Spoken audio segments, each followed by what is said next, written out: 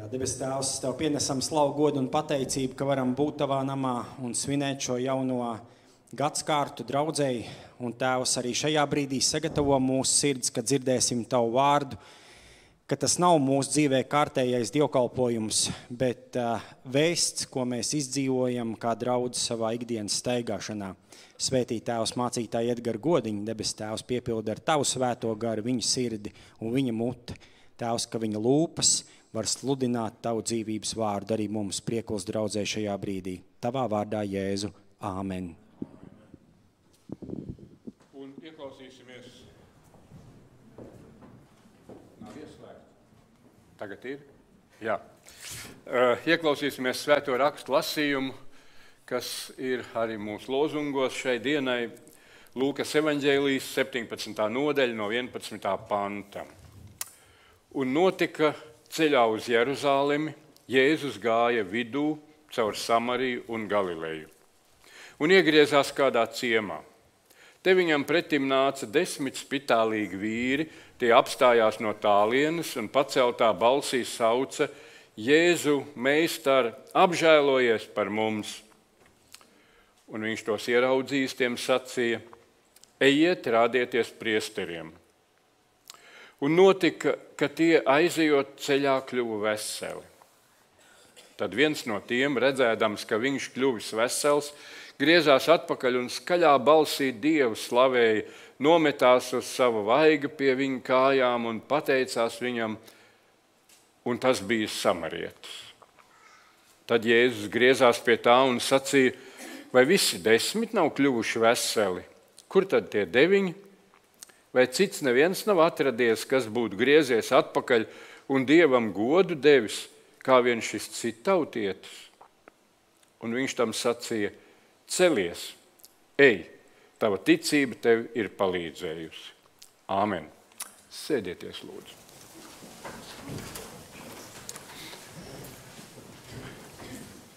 Paldies par aicinājumu būt jūsu svētkos. Priekuls draudz ir tāda īpaša draudze, tāda skaista baptistu draudžu pērli Latvijas nomalē. Man liekas, ka jūs nemaz nevarat saskaitīt, cik daudz cilvēku, kas ir savu vārdu ierakstījuši baptistu un mūsu kultūras un Latvijas vēsturē nākuši no Priekuls. Te ir tāda auglīga vide. Un arī tagad es braucu un domāju, cik labi bildēs skatīts, bet redzējuši dabā jūsu brīnumu darbu, ka jūs esat piebūvējuši klāt vēl otru baznīcu. Tas tiešām šajos laikos, vienmēr tas ir bijis grūti un šajos laikos nevieglāk. Es atceros, kādreiz manā draudzē, semināra draudzē, bija viens vecs draudzes loceklis Jānis Buivits. Un es kādreiz viņu apciemoju mājās, un tad viņš man teica: zini, es nāku no Priekuls, un tas bija padomju laikā, tikko karš bija beidzies. Mūsu baznīca bija sabombardēta, un mācītājs Aivars Vasks, nevis Aivars, bet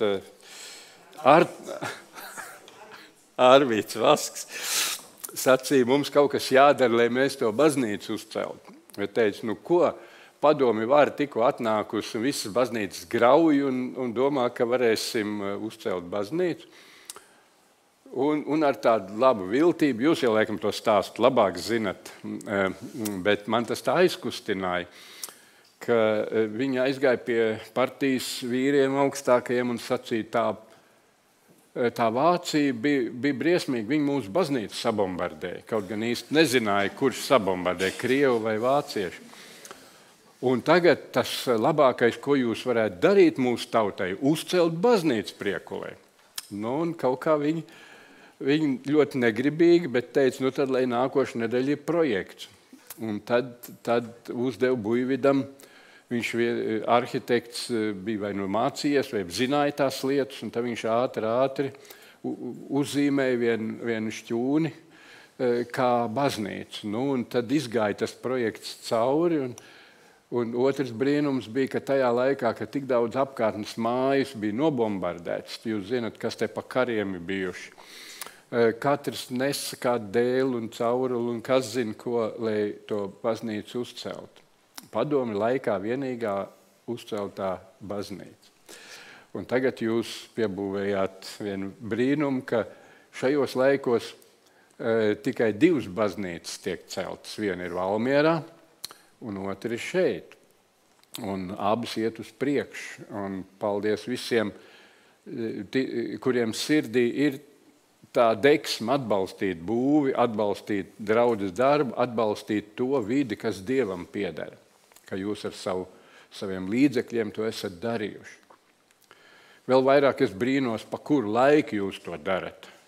Jums ir pārāk pārslogot nedēļa ar visu, kas notiek baznīcā. Kur te vēl jums ir laiks kaut ko būvēt?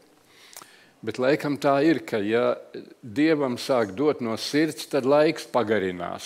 Saule tik ātri nenoriet un vairāk stundas dienā ir un padarīt var. Tas ir apbrīnojami. Priecājos arī par jūsu viesiem. Tad man nāk prātā 60 gadus veci notikumi. Tas bija standarts. Ja kādā draudzē svinēja gadusvētku, tā bija vīru kvartets vai dubultu kvartets. Un tad vēl viss aicināja, lai atkārto kādu dziesmu, tīpaši tad, kad dziedāja kādu no tās augtām nēģeru dziesmām. Un redziet, paiet 50, 60 gadi un saka, tas pazaudētais tomēr ir labs. Un paldies, ka jūs to ceļat takal augšā, jo tas tomēr arī ir ar tādu prieku un svētību un to lielo deksmu, kāda ir vīru balsīs. Un tā es jums nesu sveicienu no mūsu Baptistu draugu savienības bīskapa Kaspara Šterna, kur viņš arī teica, riktīgi pasveicina no manis arī. Un lai jums nākošie gadi ir deksmes un prieku un ticības pilni. Nolasīju to Bībeles tekstu, kas ir šai svētdienai pēc lozungiem. Man patīk turēties pie tās kārtības, kāda ir lozungos, jo var jau runāt pa visu ko, bet ir svarīgi arī dabūt kaut kādu vispusību mazliet. Es tā citreiz salīdzinu un domāju, ka kristīgās vērtības varbūt saskaitīt, es nezinu, vai viņas ir saskaitītas, bet, piemēram, ka viņas ir kādas 100.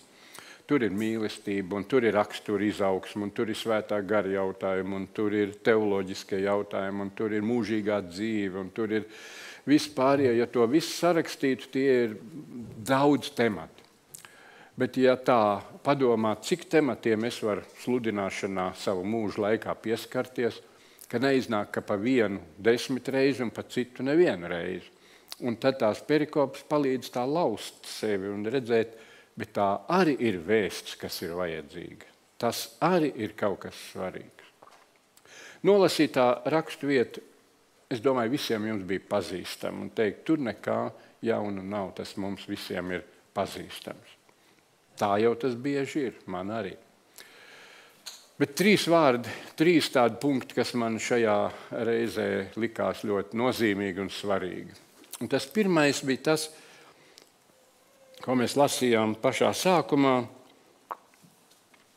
un notika ceļā uz Jeruzalemi, Jēzus gāja vidū caur Samariju un Galileju. Tas ir ceļš.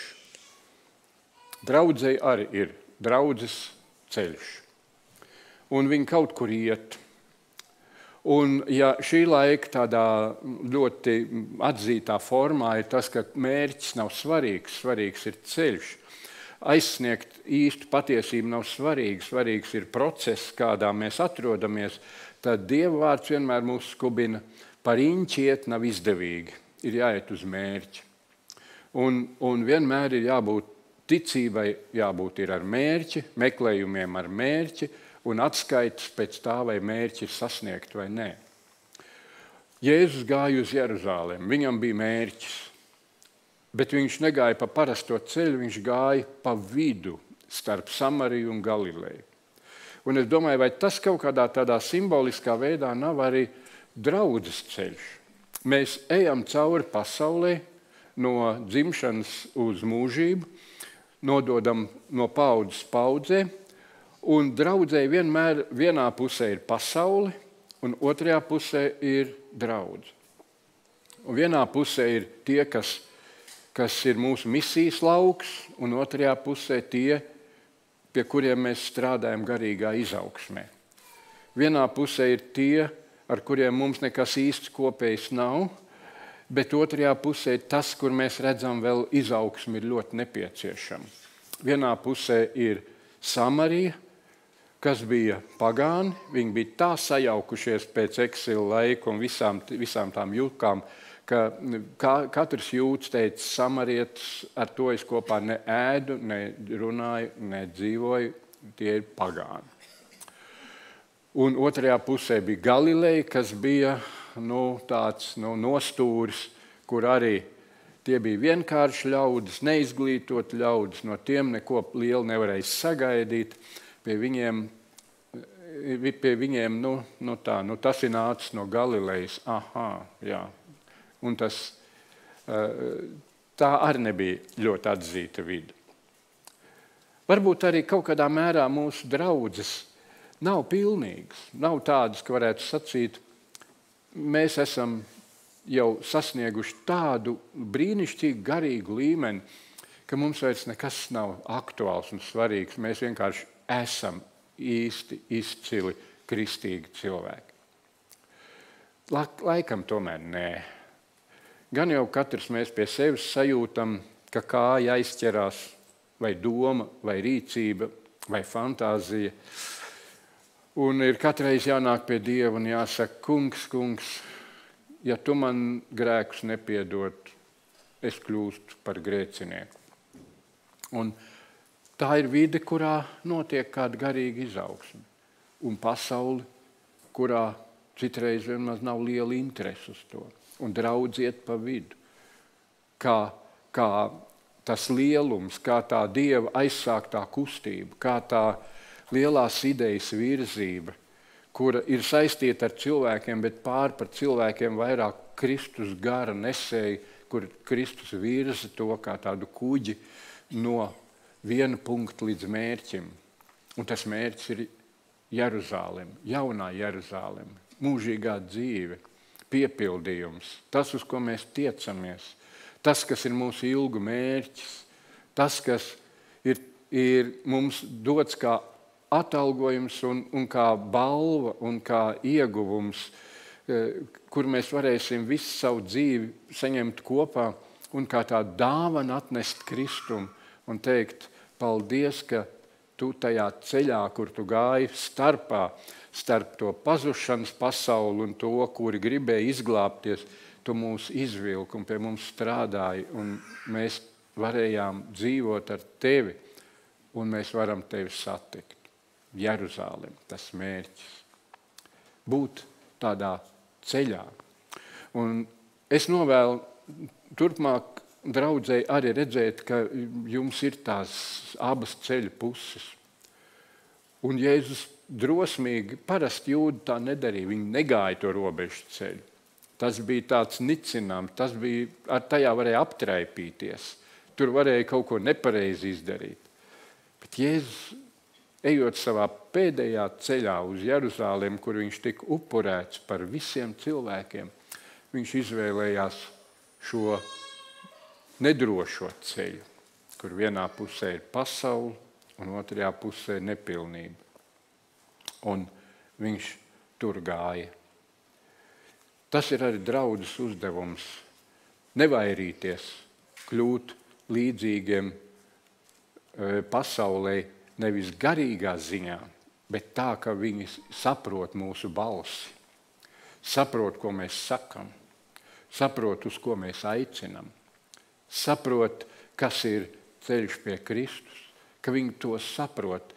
Tur ir jābūt tai balss vienādībai, tai valodas vienādībai kaut kādā veidā, lai tas viņiem neizklausās pēc svešvalodas, kā skaņa, kura nevelk nekur, bet kā valoda, kas ir kā sēklas, kas iesējās un izaug. Un arī nenogurt strādāt pie tiem, kurus Dievs ir sapulcinājis vienā kopībā. Ne jau mēs izveidojam un izvēlamies kolektīvu draudzi. To izvēlas Dieva gars. Mēs esam spiesti pieņemt ikvienu, kur Dievs ieaicina. Un pie tā strādāt, ar viņus mīlēt, viņiem palīdzēt izaugt, viņiem dot to, kas viņiem nepieciešams. Tas ir tas vidusceļš, kas ir ejams ar mērķi uz pilnību, uz Jeruzālemi. Tas ir tas pirmais vārds. Ceļš, kur ir abas rokas, abas puses. Otrs vārds, kas man saistīja šajā stāstā, ir, ka pretī nāk tas noplukušais spitālīgo bars. 10 uzreiz. Tur nu gan slimības bija izplatījušās, infekcijas lielā mērā. Un tiešām pārnestā nozīmē, jo tālāk no Dieva, jo vairāk infekcijas. Jo tālāk no Dieva, jo vairāk slimības. Un tie, kas cieš, tie arī veido savus komunas. Un tie nāk pretī pie Jēzus un sauc viņam: Jēzu, meistar, palīdzi! Kā viņi zināja? Kā viņi pazina? Jēzum jau nebija liela zīme virsū. Jēzus, Nācerietis, pasaules pestītājs, nāk pa ceļu. Tu viņu satiec. Kā viņi to tā zināja? Interesanti, ka 5. nodaļā Lūka raksta arī par vienu spitālīgo. Jēzus viņam pieskārās, un viņš kļuva vesels. Un tad viņš priecīgs aizskrēja. Un tad viņš laikam tur pa to Galilejas un Samarijas novadu nevarēja klusēt un izpļāpājās visus par to, kas viņam bija noticis. Viņam nebija dots uzdevums, ej sludini par Jēzu. Bet viņš vienkārši nevarēja saturēt to pārdzīvojumu, kas viņam notika Jēzus priekšā, ka viņš laikam visiem, un viņš droši vien arī redzēja tos 10 un sacīja, ja jūs satiktu Jēzu, viņš jums palīdzētu. Kur mēs viņu satiksim? Kur viņš staigā pa Jūdeju, tur, kur Jānis Kristītājs, un uz vienu pusi un uz otru pusi, un Jeruzālemi 2 dienu gājums, tas nemaz nav tā pāriet pāri pilsētas robežai. Un redziet, viens, kurš bija piedzīvojis pestīšanu Kristu, bija neapturams liecinieks. Un 10 citi kāroja ieraudzīt Jēzu. Un beidzot ieraudzīja. Kaut tā Kristus piedzīvošanas infekcija mūs varētu tā pārņemt, ka mēs neliktos mierā. Visu laiku cilvēkus ar to labo inficē un sakot, pie Jēzus ir iespēja, pie Jēzus ir izmaiņas, pie Jēzus ir tas, kas tev ir vajadzīgs. Kaut tu viņu satiktu. Ka cilvēki apkārt varētu piepildīties ar tādām zemapziņas ilgām, kaut es Jēzu satikt, jo tur ir rezultāts. Kaut es varētu viņu satikt, tur es varētu ko sasniegt. Interesanti tā viņa uzruna. Viņa nesaka, Jēzu, tu Dāvida dēls. Šīs durvis viņiem bija ciet. Viņi nevarēja pieiet pie Jēzus pa Jūdu ceļu. Interesanti, viņi nesaka, Jēzu, skolotāji, pamāci mūs. Viņi sacīja, Jēzu, meistar. Nezinu, vai to viņi bija tā no tās puses redzējuši, ka viņa tēvs bija meistars, namdars. Tad jau dēls arī namdars, tad arī meistars. Vai viņi no tās puses iedomājas, ka viņš ir meistars? Bet varbūt, ka no citas puses. Meistars ir tas, kas paņem kaut ko neejošu un to padara par ejošu. Salaust un izremontē. To, kas nedarbojas, padara par to, kas darbojas. Tas ir meistars. Viņš atrod vainu, nomaina detaļu vai saskrūvē savādāk un ir tā, kā vajag būt. Tas ir meistars. Un vai tiešām šie cilvēki nojauta to, tu esi cilvēku meistars, tu esi radītājs, tu esi tas, kas pārzina viss, kas cilvēkā notiek. Kāpēc pumpas rodās un kāpēc augoņi, kāpēc šī slimība rodās un kāpēc tā pārņem tikai uz nāvi, bet nebeidzās un neļauj mums dzīvot. Tu esi meistars. Un to mēs varam no šiem nemācītajiem likteņa sistajiem 10 spitālīgiem mācīties, ka var pieiet pie Jēzus un sacīt, Jēzu, tu esi meistars, tu esi iesaistīts bijis manā radīšanā, un tagad man dzīvē kaut kas nedarbojas. Vai nav tā, ka mēs vairāk vai mazāk nonākam tādās domās, ka manā dzīvē kaut kas nedarbojas? Es gribētu saprast, bet nevaru. Gribētu atstāt, bet nevaru. Gribētu iegūt, bet nevaru. Gribētu izmainīt, bet nevaru. Kaut kas iekšā ir, atziņa ir, doma ir, ilgas ir, citreiz pat griba ir, bet kaut kas nedarbojās. Kaut kur kāds mehānisms ir bojāts, kāds vadiņš pārtrūcis, kāds gultnis nobloķējies, nedarbojas. Viņiem tik daudz tā izpratne pēkšņi bija, ka viņi saprata, bet tur nāk viens meistars, kurš mani var saremontēt. Un cik tas ir brīnišķīgi mums iedots, mums ir pieeja pie meistara, kurš var saremontēt cilvēku. Un bieži mēs domājam, vispirms jau veselība, kā tik veselība. Tad, kad nāk kaut kāda svētki vai gadumī, vai kā, tad parasti cilvēki mācās virsū ar to, kā tik veselība. Es viņam saku, nē, tas nav mans vārds. Es vēlos es nezaudētu ticību. Es gribu ticību. Ja ticība, tad veselība nav svarīga. Bet cilvēkiem vispirms citreiz tā ir. Kā tik veselība, tad pārējais viss ir labi. Bet veselībai ir liela nozīme. Visam ir nozīme. Gribai arī. Un ilgām arī. Un savas vērtības sajūtai arī ir nozīme. Un tas, ka katrs grib kas būt, tam ir liela nozīme. Un savas identitātes jautājums, kas es esmu? Vai tikai viens pelēks puteklis, vai es arī gribu būt? Un tāpēc skatās, kā var izcelties no pārējiem ar matiem vai drēbēm, vai to, kas pieder, vai ar izturēšanos, vai tās vidas, kurās kustēties. Es gribu būt, es negribu būt kaut kāds neredzamais, mana identitāte. Visos šais jautājumos, cik labi, ka var zināt, Jēzu, tu esi mans meistars. Un nav jāmokās mazvērtībā, var iet pie Jēzus un sacīt, Jēzu, meistar, palīdz man. Šie slimie to izmantoja un trāpīja pareizi. Jēzus viņiem pievērsās.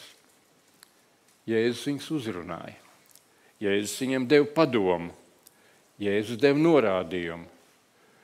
Jēzus iekļāva viņu vienā procesā, kur viss nenotiek uzreiz pats no sevis. Citā reizē Jēzus pieskārās un pēkšņi, karsts vai augsts, izgāja caur kauliem un muskuļiem un asinim, un cilvēkā notika pārvērtības, un viņš pielec kājās un ir vesels. Jēzus to var. Šajā gadījumā tā nē. Viņš iedod vienu programmu. Ejiet, rādieties priesteriem. Priesteriem vienīgajiem bija tiesības atzīt, vai šis cilvēks ir vesels vai nav. Līdz ar to bija tiesības atgriezt šo cilvēku sabiedrībā. Citādi viņš jau varēja izskatīties atkal vesels un būt vesels, bet viņš tika noraidīts. Pagaidi, tu esi bijis spitālīgs. Bet tad viņš saka, nē, es biju pie priesteriem, priesteri to atzina, es pienesu upurēju par savu slimību, un tagad es esmu vesels, atzīts, es drīkstu būt sabiedrības loceklis. Atkal strādāt, atkal ēst kopā, dzīvot kopā. Es esmu atjaunots. Un Jēzus iedeva šiem cilvēkiem šo programmu. Ejiet. Nu, ja 2 dienas bija jāiet līdz Jeruzālēmē, līdz priesteriem, jo sinagogās nebija priesteri. Un tā viņi devās ceļā. Bet ak vai tas nabaga samarietis, viņu jau neviens Jeruzālēmē nelaist iekšā. Ja viņš aizietu arī un pie tempļa, līdz ar visiem 9 pieietu klāt, tad viņam teiktu, iekšā. Nē, tu esi samarietis. Tev te nav ko darīt. Tu vari palikt ārējā pagalmā, paskatīties, kā viss notiek, bet tev nav tiesības, tev nav daļas. Tu esi samarietis. Un to laikam tas vīrs apjauta diezgan ātri. Interesanti, tas secinājums ceļā visi kļuva veseli. Kā nokļūt līdz garīgai vai citai veselībai vai mūsu lūgšanu uzklausīšanai? Tas viens ir skatīties, kāds vārds nāk no Jēzus manā vajadzībā. Tos nosapņot parasti nevar. Citreiz varbūt kāds mīļš cilvēks draudzē var pateikt, un tu jūti, tas nāk no Dieva. Slava Dievam, ja tā notiek.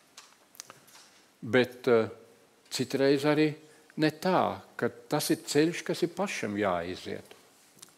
Jāatver Bībeli un jālas, un atkal jālas, un jāpārdomā, un atkal jālas.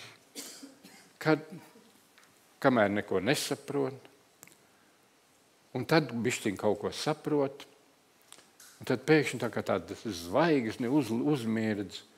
Tas priekš manis, tas ir priekš manis.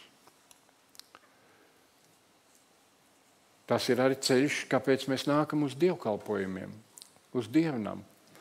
Mēs grozamies katrs savā domu riņķī, vienmēr apkārt, kā ritenis ap vienu asi. Un tikai Dieva gars var no ārpuses mūs pāršķelt ar jaunu informāciju, ar jaunu sitienu, ar jaunu pieskārienu, ar jaunu mērķa saskatīšanu, un mums ir pēkšņi skaidrs. Tas ceļš ir nāk no Kristus vārda. Vēl atbildi nāk caur to, ka mēs sākam savu dzīvi pārvērtēt un nonākam līdz savai attieksmei iepratim Dievam, ka mūs kaut kas var šķirt. Ļoti bieži ir tā, ka lūkšanas vai slimības vai kaut kas tāds netiek uzklausīts, jo tas nav galvenais. Galvenais ir mūsu dzīvē radīt izmaiņu, bet izmaiņu, ja nevar savādāk, tad caur ciešanām un grūtībām. Un tad, kad mēs sākam prasīt, bet Dievs, kas manā dzīvē nav kārtībā? Kas jāmaina? Tur ātri vien caur sirdsapziņu vai Dieva vārdu atnāks kāds vārds un teiks, tas tavā dzīvē nedara. Tas, kā tu izturies pret saviem ģimenes locekļiem, pret savu laulāto draugu. Tas, kā tu uzvelcies, ja kāds neizdara pēc tavu prāta. Tas, ko tu skaties, tas, kā tu runā, tas, kā tu par citiem domā, vienmēr slikti. Tas, kā tu iegrimst kādās vienmēr negācijas jautājumos, runā, ko grib, vienmēr redzēs kaut ko sliktu. Gan pie politiķiem, gan pie valsts varas, gan pie kaimiņu, gan pie kur grib, visiem būs skaidrs tas sliktais, par ko. Saka, pagaid, tas nav priekš tevis, tas tevi šķir, tā ir tava barjera, kas tev jāpārkāpja. Tas ir ceļš, kas ir ejams 2 dienas līdz Jeruzālēmē. Un samarietis apjaut un teica, es nezinu, kur man jāiet. Kādreiz pirms 400 gadiem Sambalaks, iebrucēja vadonis, Samarijai noteica, jums uz Jeruzalemi nav jāiet, jo tad jūs paliksiet savā ideoloģijā kā jūdi, bet es gribu šeit sajaukumu Samarijā, un tāpēc mēs uzcelsim Garicim kalnā templi, jūs varat iet tur lūgt. Tas ir tikpat labs kā Jeruzalemes templis. Un tāpēc ar tā sieviete, kas pie Jēkaba akas, viņa saka, ka citi saka Jeruzalemē, citi Garicim kalnā. Un samarietis domāja, nu labi, es iešu uz Garicim kalnu, bet tur nav tie priesteri, kas ir pilnvaroti to slimību atzīt par neesošu un upurēt. Un visu, kur lai es eju, man nav kur iet. Un viņš griežas atpakaļ. Un atnāk pie Jēzus, man liekas, ar kādām 3 sajūtām. Un tā pirmā sajūta bija tā, Jēzu, man nav kur iet. Es piedzīvoju tevi, bet man nav kur iet. Es nāku pie tevis. Otra sajūta tā, es tev esmu pateicīgs. Es esmu dziedināts. Paldies tev. Un tā trešā sajūta, un tas ir tas trešais, kas man pievērs uzmanību, tā ir kāda īpaša lūkšana. Tas ir kāds īpašs vārds tur ir lietots šajā vietā, ka viņš atnāca pateikties. Un tas vārds satur sevī to pašu sakni, ko satur vārds euharistija. Mums vārds tas ir mazliet svešs, bet katoļu baznīcā svēto vakarēdienu sauc par euharistiju. Tas ir, ka tā nav tikai maizes un vīna baudīšana, bet tā ir kāda garīga vienība ar Jēzu Kristu, noslēpumaina, neredzama vienība ar Kristu. Cilvēka pilnīga kapitulācija Kristus priekšā, un tāpēc viņš nometās zemē ceļos Jēzus priekšā, ar to apliecinot un sakot, Jēzu, es viss izkūstu tavā priekšā, es neesmu nekas, bet tu esi tas lielais. Es tev piederu kā vergs. Es savu pateicību nevaru citādi izteikt. Kā tā, ka tu man dziedināji, tas ir labi, paldies par to, bet tu manā sirdī kaut ko izmainīji. Un man sirds kaut tās saplūst kopā ar tevi, ar to dievišķumu, ko tu nes. Mēs varētu sacīt, kaut kas tāds kā jaunpiedzimšana viņā notiek. Viņš vairs ne tikai tic Jēzum, bet viņš ir iekš Kristus. Un viņš ir pilnīgi atvēris sevi Dieva spēkam. Un tāpēc Kristus, Jēzus viņam saka, tava ticība tev ir palīdzējusi. Ne veselība, bet glābšana. Viņš dabūja gan veselību, gan glābšanu. Šīs abas lielās Dieva dāvanas. Un tāpēc viņš bija vairāk nekā 9, kas aizgāja tikai ar veselību. Un Jēzus noplātīja rokas un teica, bet viņi to galveno nepaņēma. Cik tas ir žēl, ja iet ticības ceļu, ir draudzē, ir kopā un paņem kaut ko redzam mazvērtīgāku un nepaņem to galveno. Būt Kristū, būt iekšā, būt ar viņu vienā asins ritē. Un svētais vakarēdienas to arī vienmēr grib mums atgādināt un teikt, tā nav tikai atcerēšanās, bet tas ir kaut kas noslēpumains, ka mēs ieejam vienā asins ritē ar Kristu, iekš Kristus. Tas ir kaut kas tāds, ko tas samarietis piedzīvoja. Un viņš kapitulēja pilnīgi un teica, Jēzu, tu esi viss. Un tad Jēzus viņam dod ļoti vienkāršus vārdus.